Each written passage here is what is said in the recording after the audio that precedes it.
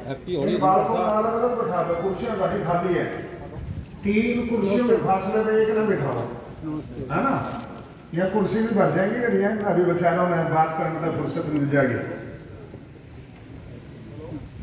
एक बार मेरे साथ स्वामी ओमानंद जी महाराज की धन्यवाद।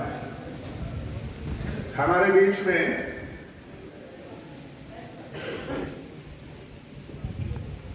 धनखड़ साहब आ गए, एक बार जोरदार तालियां बजा करके एक फ्रेज बोलता हूं, लो भाई ताई का छोरा आ रही है, कहीं की चिंता ना है, भाई ताई वाला आ लिया, हमने क्या दिक्कत है। तो मैं डॉक्टर साहब को सुन रहा था, शास्त्री जी को, योगानंद जी को, उन्होंने बहुत मार्के की बात कही 2-3। भारत विश्व गुरु था, उसके बहुत सारे कारण थे, उन कारणों में 2 कारण मुख्य थे। भारत की शिक्षा पद्धति गुरुकुलीय शिक्षा पद्धति थी, और भारत की जो उस गुरुकुल शिक्षा पद्धति की भाषा थी वो संस्कृत थी, और भारत में राजा जो भाषा प्रजा बोलती थी वही भाषा राजा भी बोलता था। राजा भोज का काल इस बात का समर्थक रहा है कि एक लकड़ी ढो करके काट करके लकड़। पूरे प्रदेशवासियों को, देशवासियों को होली के पावन पर्व की हार्दिक शुभकामनाएं देता हूं। गुरुकुल पद्धति हमारी परंपरा है। एक नव जागरण का अभियान आर्य समाज से चला, जो गुरुकुलों के माध्यम से देश के हर हिस्से में पहुंचा। एक झज्जर का गुरुकुल अति प्राचीन गुरुकुल है, 1 शताब्दी से भी लंबा समय इस गुरुकुल को हो गया है, और एक प्रज्वलित दीप की तरह ये इलाके में प्रकाश देता है। यहाँ आर्य समाज के संस्कार इसलिए घर घर तक हैं, परिवार परिवार तक हैं, और एक नव जागरण का जो अभियान पूरे देश में, मैं कहूँगा कि भारत पुनः विश्व गुरु बने, भारत पुनः सोने की चिड़िया बने, इसका बीज कहीं ना कहीं स्वामी दयानंद के विचारों में था। देश उसके आधार पर आगे बढ़ रहा है आदरणीय नरेंद्र मोदी जी के नेतृत्व में, और मुझे लगता है कि अब वो वक्त आ गया है कि देश इस विषय पर छलांगे मारेगा। देश को अपेक्षा है कि बहुत सारी चीज़ें जो इस दशक में हुई हैं, आने वाले 5 वर्षों में उससे भी आगे चीज़ें बढ़ेंगी, जिससे भारत फिर से, भारत की इकोनॉमी जो है वो सोने की चिड़िया जैसी, यानी 5वें से 3रे नंबर का संकल्प जो है वहाँ हम उस पर पहुँचें। और भारत की जो ज्ञान परंपरा है, जैसे योग जो है पूरे विश्व में पहुँचा है, ऐसे भारत की प्राचीन ज्ञान परंपरा वो भी दुनिया तक पहुँचे।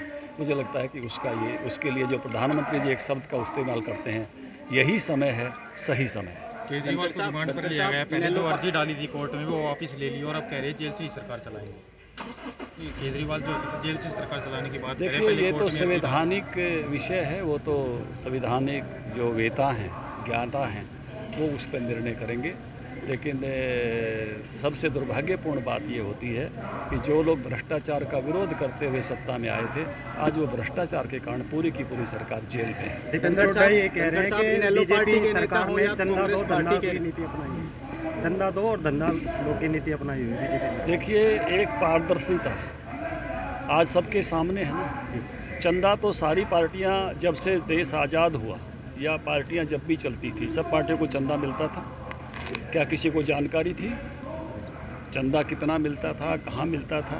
चंदे की अकाउंटेबिलिटी शुरू हुई, चंदे में पारदर्शिता आई, चंदे की जानकारी आज पूरे देश को है, किसको मिल रहा है, कौन दे रहा है, 1 नंबर में आया है उस पर, और बाकी सब दलों को आया है, किसी एक दल को आया है ऐसा नहीं है। और बाकी दलों की ताकत के हिसाब से देखेंगे तो चंदा किसी भी दल को कोई कम नहीं आया है। आप सांसदों की संख्या के हिसाब से, राज्य सरकारों की संख्या के हिसाब से सभी दलों को चंदा मिला है, और चंदे में इस प्रकार की पारदर्शिता जो है बॉन्ड के माध्यम से आई, उसमें कुछ हमेशा स्थितियाँ और बेहतरी की तरफ जाती है। कोई और सुधारों की आवश्यकता है तो आगे बढ़ना चाहिए। क्या कहना चाहोगे जी? धनखड़ साहब, इनेलो पार्टी के नेता हों या कांग्रेस पार्टी के नेता हों, वो भाजपा पर आरोप लगा रहे थे अघोषित इमरजेंसी देश में लगी हुई और भाजपा सरेआम धज्जियां उड़ा रही है कानून। देखिए, कांग्रेस पार्टी ने तो 19 महीने तक सभी देश के नेताओं को जेलों में बंद कर दिया था, आपको पता है।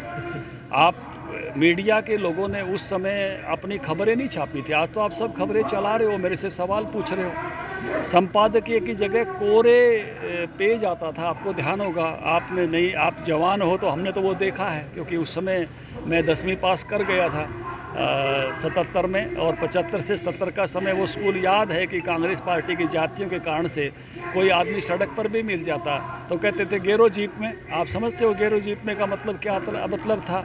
तो जो तानाशाही तो कांग्रेस पार्टी का ही लक्षण रहा है, उन्होंने की है। अब तो आप सारी बात उठा रहे हो, चला रहे हो, बता रहे हो, सारा मीडिया बता रहा है, आप मुद्दे उठा रहे हो, आप कह रहे हो, तो ये तो मिथ्या आरोप हैं। क्योंकि तानाशाही का जलवा, मेरे सामने कई पुरानी पीढ़ी के लोग खड़े हैं, इनको पूछो, DRO साहब पीछे खड़े हैं, आजकल गुरुकुल के प्रधान हैं।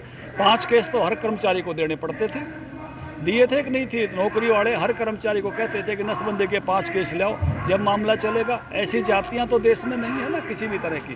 तो ये, और सारी प्रेस की आज़ादी है, सब तरह की आज़ादी है। तो इसलिए ये आरोप इस प्रकार के केवल मैं कहूँगा कि मिथ्या आरोप हैं। देश आगे बढ़ रहा है, देश का सम्मान आगे बढ़ रहा है, देश का युवा आगे बढ़ रहा है, देश की इकोनॉमी आगे बढ़ रही है, और देश नरेंद्र मोदी के साथ खड़ा है।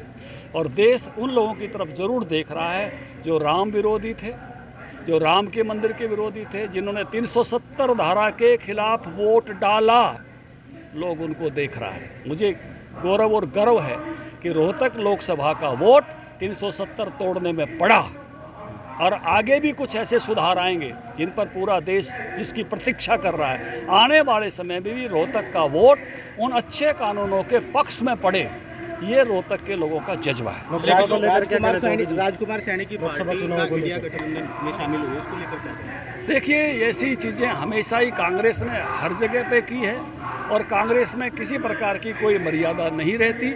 और अब आप देश को सामने समझ आ गया है कि इस तरह के लोगों के भाव और विचार जो हैं वो कैसे कांग्रेस उनके साथ खड़ी होती है, तो बंटवारा करने वाले विचारों के साथ। क्योंकि कांग्रेस ने बनने के बाद अंग्रेजों वाली नीति अपनाई थी, फूट डालो और राज्य करो, और ऐसे ही लोगों को कांग्रेस अपने में अब समाहित कर रही है।